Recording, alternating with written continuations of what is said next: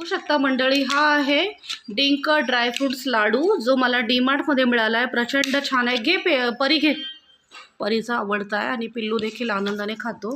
हा आहे डिंक ड्रायफ्रुट्स लाडू. खूप कमी रेटमध्ये, जस्ट ओनली 96 रुपीजला 200 ग्रॅम आहे आणि खूप जास्त छान पौष्टिक आहे.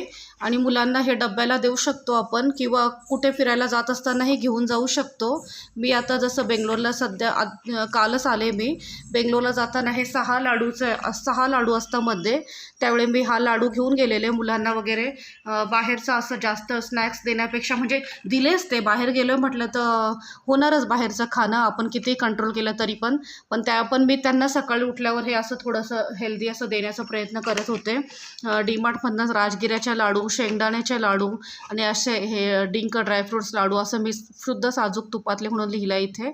मग हे ते